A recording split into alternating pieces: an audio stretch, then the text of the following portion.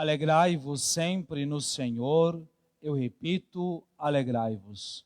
Estimado diácono, queridos irmãos e irmãs, celebramos nesta Santa Liturgia o terceiro domingo do Advento, chamado também de Domingo Gaudete, ou seja, o Domingo da Alegria. E por que nós temos este chamado Domingo da Alegria, ou Domingo Gaudete? O tempo do Advento, ele é um tempo que nos chama à conversão.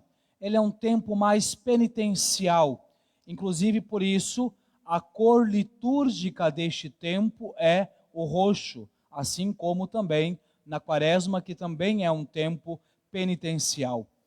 E dentro deste tempo de preparação, dentro deste chamado a vivermos a penitência, a austeridade que a liturgia nos faz, o tempo do Advento, ele tem, diríamos assim, duas partes. Embora ele seja rápido, porque são 4 domingos, ele tem duas partes. A primeira parte do tempo do Advento, os primeiros 2 domingos, nos preparam mais diretamente para a segunda vinda de Jesus.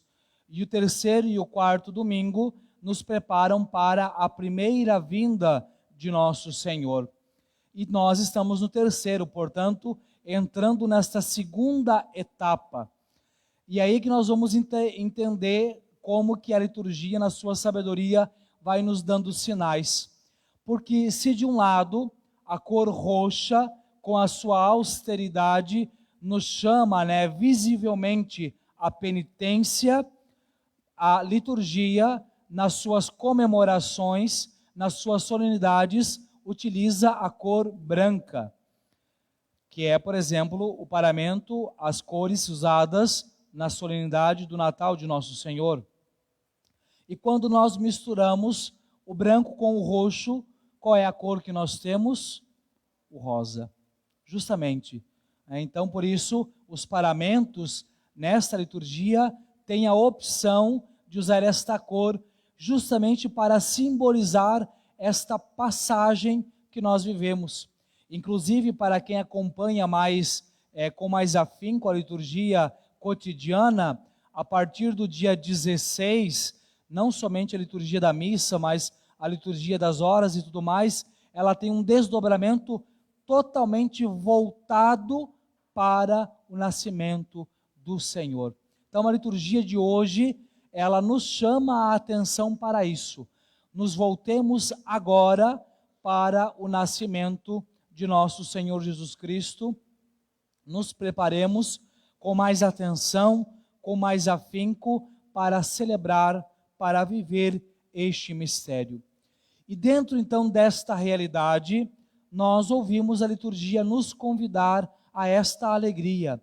Alegrai-vos sempre no Senhor, eu repito, alegrai-vos, como nos disse São Paulo na segunda leitura na carta à comunidade dos Filipenses.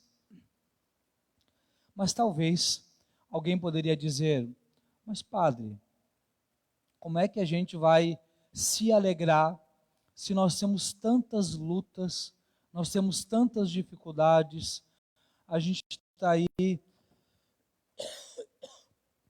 peço perdão, mas o resfriado pegou o padre, então de vez em quando vai escapar uma tosse, tá? Peço perdão a todos.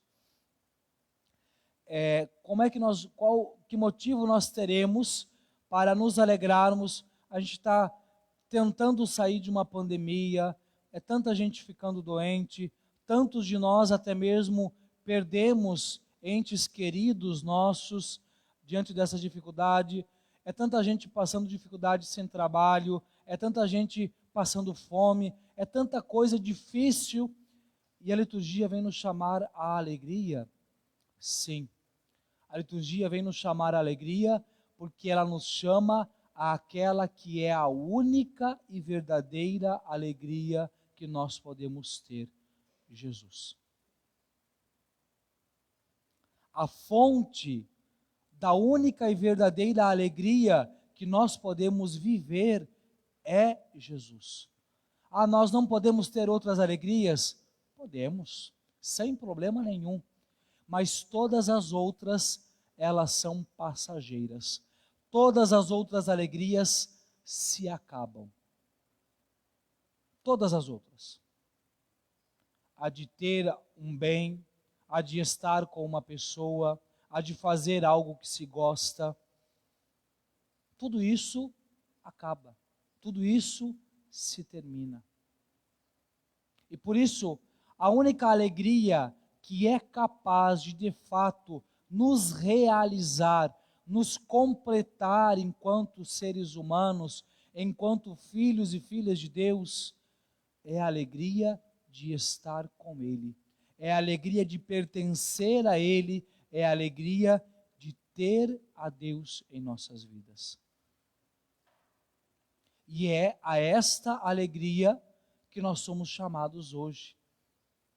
E a palavra de Deus, especialmente no Evangelho, nos ajuda profundamente a vivermos esta busca, a irmos ao encontro do Senhor e podermos de fato o encontrar, não nos enganarmos. O Evangelho, nós poderíamos colocar aqui em duas partes. Primeiro, essas pessoas vão até Jesus e perguntam a ele o que eles devem fazer, né? Vamos lembrar aqui que João Batista, ele está pregando, ele está anunciando a vinda do Messias e que é preciso que as pessoas se preparem e que é preciso que as pessoas se convertam. Conversão. Esta é a palavra que sintetiza a missão de João Batista. Então as pessoas estão indo até ele perguntando: o que é que nós devemos fazer para nos converter? A multidão, ele diz: olha, se vocês têm 2 túnicas, repartam, se tem alimento, repartam. Aos cobradores de impostos, não cobrai além do estabelecido. Aos soldados, não tomais à força o dinheiro de ninguém, não façam falsas acusações. Ou seja, o que João Batista está pedindo é: sejam justos. É isto. Sejam justos. Façam aquilo que devia ser o corriqueiro, o normal. Então, quando nós olhamos para isso daqui, que as pessoas perguntam e João Batista responde, nós compreendemos aquilo que está dentro, na verdade, da regra dos próprios mandamentos. Então a gente percebe que, na verdade, os mandamentos não são um a mais. Os mandamentos são, na verdade, o mínimo necessário. Porque uma coisa que é importante a gente compreender é que os mandamentos, eles são uma lei natural. O que é uma lei natural? É algo que está gravado na nossa natureza. Então, por exemplo, não matar é uma lei natural. Não é necessário ser cristão para compreender que o direito da vida do outro é inalienável. Não roubar. Não precisa ser cristão para saber o que é do outro, o que o outro conquistou com o trabalho dele é dele, não é meu. Não cometer adultério. Honrar pai e mãe. Por acaso é preciso ser um pai e uma mãe cristão para ensinar o filho que ele deve honrar o pai e a mãe? Não. Isso é uma coisa que qualquer ser humano procura ensinar, desde que seja justo, é claro. Quem está fora da justiça, quem está desequilibrado, desordenado, ensina tudo errado. Agora, dentro de um equilíbrio, dentro de uma realidade justa, esses princípios dos mandamentos, eles fazem parte da nossa natureza. Então, aquilo que João Batista está pedindo aqui, que eles façam, é o mínimo necessário. Então, a gente vai entender isso quando a gente passa na segunda parte, e João Batista, respondendo ainda à multidão, diz: olha, eu vos batizei com água, mas virá aquele que eu não sou digno nem de desamarrar as sandálias. Ele vos batizará com o Espírito Santo e no fogo. Aqui está a diferença. João Batista ele batiza na água, no sentido desta conversão, um sinal externo de purificação.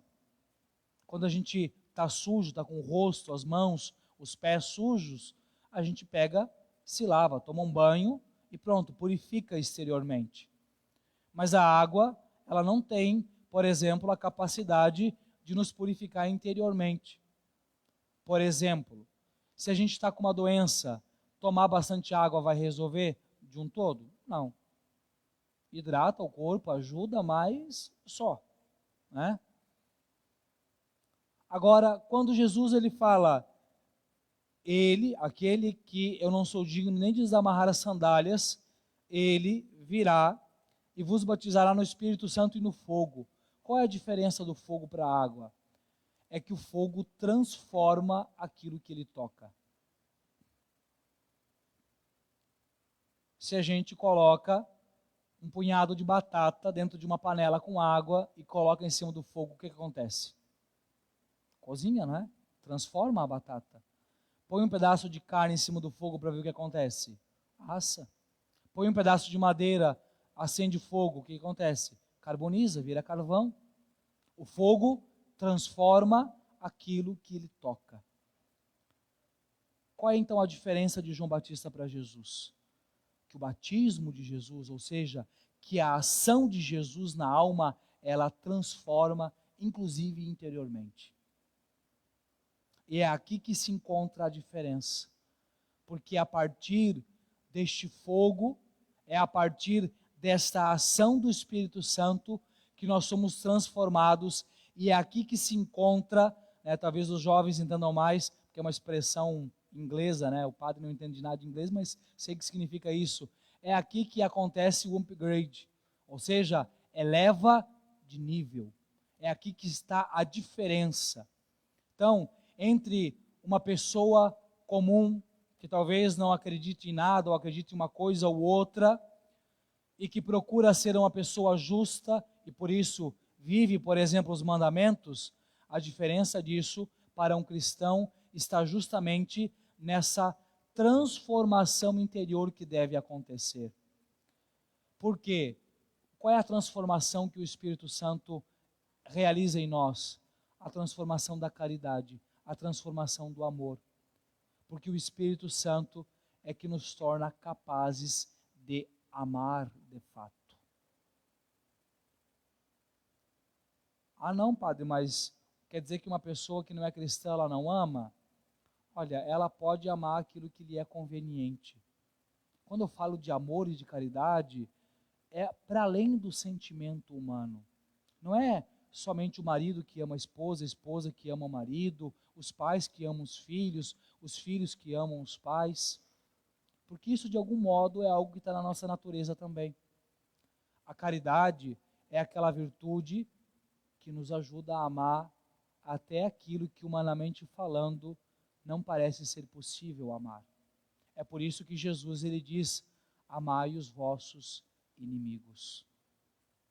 Porque quem ama quem está próximo, ama quem é amigo, o que está fazendo de diferente dos outros? Jesus mesmo disse, os doutores da lei e os fariseus fazem a mesma coisa. Os pagãos fazem a mesma coisa. Agora, amar até mesmo os inimigos, isto é virtude, isto é caridade. E é isso que nós precisamos viver. Eu vou colocar aqui dois exemplos para a gente entender e fechar a questão. O primeiro exemplo é o que o próprio Jesus viveu. No seu Natal, ele, desde o princípio, não foi acolhido. Não é o que nos diz o Evangelho na noite do Natal? E não havia lugar para eles em Belém. Não havia lugar para eles nas hospedarias. E, no entanto, ele veio. E, no entanto, ele deu a sua vida. E, no entanto, ele pregou. E, no entanto, ele curou. E, no entanto, ele libertou as almas. E, no entanto, ele derramou o seu sangue para salvar os homens. Mas alguém vai dizer, mas Jesus é Deus, então, né, não se compara. Vamos colocar aqui o exemplo, então, de um ser humano como nós. Há um fato da vida de Santa Teresa de Calcutá que é interessante nesse sentido. Numa das suas idas às feiras populares para conseguir alimentos para os seus assistidos, ela chegou a um dos feirantes e pediu, né, estendeu a mão, e olha que o que ela pedia não era nada demais, ela queria as sobras, aquilo que não seria vendido, aquilo que seria jogado fora. Então ela não estava pedindo demais. Ela pediu, né, e o feirante lá cuspiu na mão dela. Ela fechou a mão, trouxe para o peito e disse: muito obrigado, este é para mim, agora eu quero para os meus filhos. Eu pergunto a vocês, se isso acontecesse com você, você acha que você teria essa nobreza de alma de Santa Teresa? Ou você xingaria, brigaria, sairia mal-humorado, brigando com Deus? Poxa vida, eu estou aqui para ajudar as pessoas mais pobres e isso me acontece? Possivelmente a segunda opção, né? Mas acontece que a caridade já tinha tomado conta do coração de Santa Teresa.